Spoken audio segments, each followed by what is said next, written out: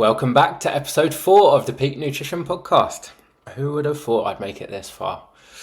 I really didn't think I had that much to say, so I'm quite buzzing that it's still going so far. I think I spoke at last time about the fact that we are heading off back home for a few months via Bali, which is quite a nice little bonus.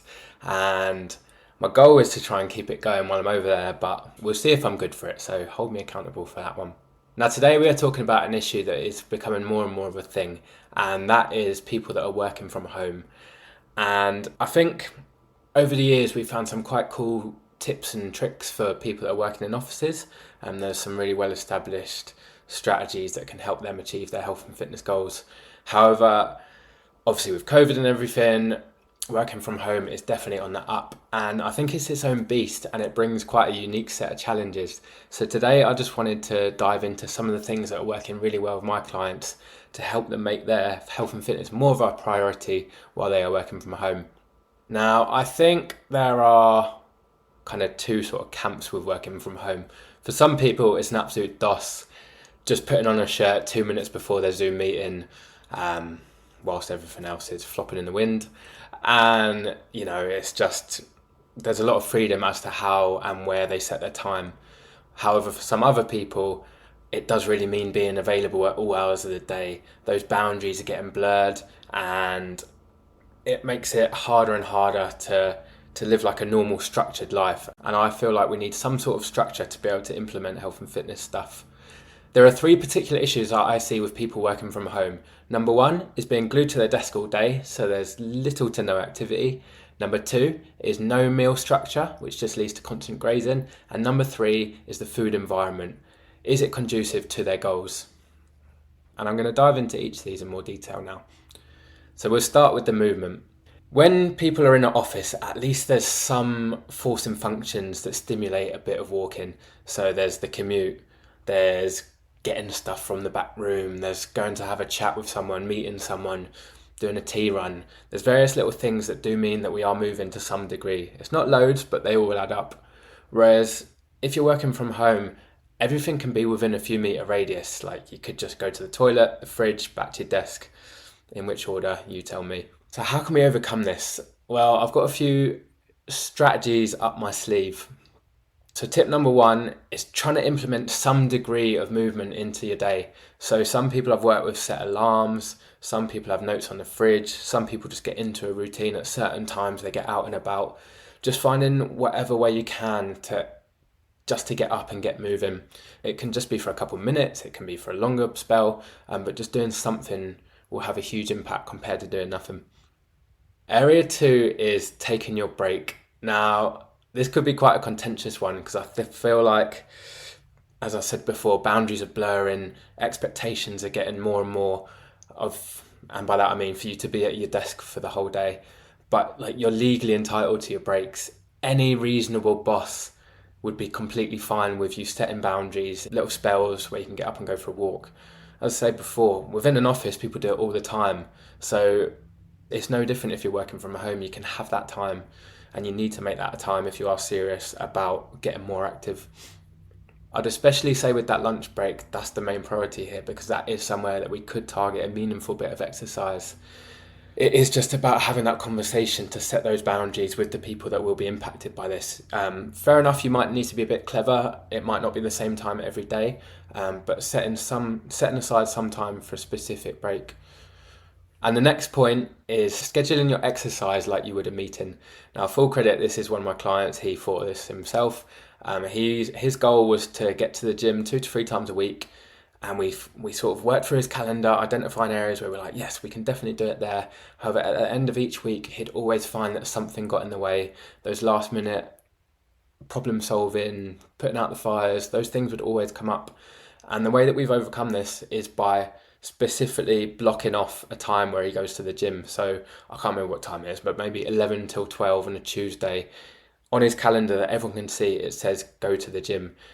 Now I appreciate this can be a bit uncomfortable at first, but more and more people are doing this, and it's a brilliant idea to just allocate that time. Everyone knows not to bother you around then, and you're well within your rights to just not answer your phone. So I appreciate it could be a little bit difficult, but that is something to work towards, and it has paid off for this client. The next tip is another one from one of my clients, a different client, and he has suggested the idea of whichever meetings don't specifically need to be on camera, he now gets out and walks with them. So he'll just put his headphones in and just walk around the block a few times. Obviously, if you're not on screen, there's no reason why we can't do this. I guess weather's probably the main one, but if it's a decent day, that's definitely something that you could incorporate. Now, moving on to our next point, this is around meal structure. Again, where you don't have specific break times and you've just got whatever's in your kitchen available to you, it gets very tempting not to plan and just to completely wing it all the time. And with working from home, you might say, I'll get food later, and then it leads to missed meals, and then you just grab whatever you can, which is inevitably those convenient on-the-go, grab-and-go options. Added to this, if you are just eating at your desk while you're doing bits and bobs, you're almost certainly going to feel less full because you'll just be wolfing it down. I'm sure many of you can relate to those times where you've inhaled your whole lunch without even knowing what happened. You get to the end of your plate and you're like, where the fuck did that all go?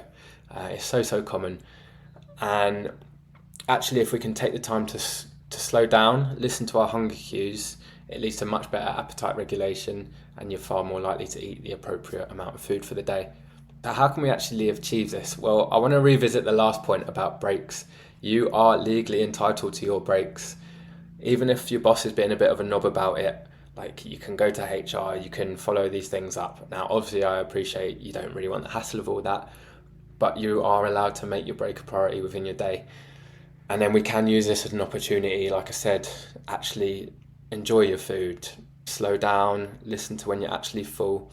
And this is a far more productive way to eat. I guess you could even combine this with a walk. And then the final thing that I wanted to mention around structure with meals when you're working from home is that if you've not put any thought into what you're going to eat, it does lead to that just grabbing whatever you can. So a recommendation would be actually plan and prepare your meals as if you were leaving the house. Like if you're a Tupperware kind of person, chuck them in the Tupperware. Or if you are someone who just prefers throwing it together, at least write down specifically what you're going to have so that it's not just a last minute impulse decision. Now, the third area that I wanted to discuss is your food environment. And by this, I typically mean where things are in and around your house, because there's quite clear evidence that things that you see more are more likely to be eaten. I think there was a study from a few years ago where the first three things that you see in the fridge are something stupid, like 80% more likely to be the thing that you choose. So your food environment is really, really important, and we can really make it conducive to our goals or make it work against us. I would start by thinking about your office space, like what foods do you have in the room for a start. If you are going to have stuff in your room, I would encourage it to be those things that really do align with your goals. If you eat a bit more of them, you're not so bothered about that. So whether that is things like, I don't know, veggie sticks with a dip, whether it's pieces of fruit, making sure your drinks bottle's there. And then I'd put a bit of thought into the first thing that you're going to see when you come into the kitchen, because again, far more likely to eat those. So can you have things on display that are the kind of food you want to be eating more of? And conversely, if there's anything you want to eat less of, I'm definitely not saying avoid these kind of things, but typically we could be referring to like your crisps, your chocolate, your sweets.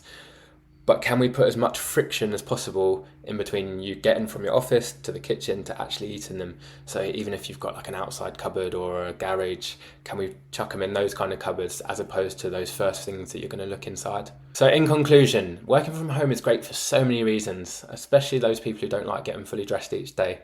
However, it does bring its own unique set of challenges that we're only just getting to grips with. You need to start prioritising your time, scheduling your time, and making that other people that are going to be impacted by this aware of your choices and what you're trying to achieve. Part of that is making sure you take your breaks, getting outside, doing any kind of exercise you want, and also taking the time to eat the foods that are conducive to your goals. I would also advise making it as similar as possible to like a normal working day. So whether that is preparing and boxing up your food, whether it is having a full lunch break, whether it's going for a walk around like you would at the office. And one of the best tips for actually achieving this seems to be scheduling things. So putting time on your calendar, the calendar that gets seen by everyone else. So whether that's your gym session, your breaks, things like that. Now, so many of my clients are now working like unconventional jobs. Hours are a bit different, locations are a bit different. And I love working with them to help them find really simple and practical solutions to make health and fitness a priority within their life whilst respecting those other important areas. So if you want to learn more about how I work and if I can help you, just jump on my Instagram, which is at Peak Nutrition Coaching, message me the word PNC and I'll show you exactly how I can help.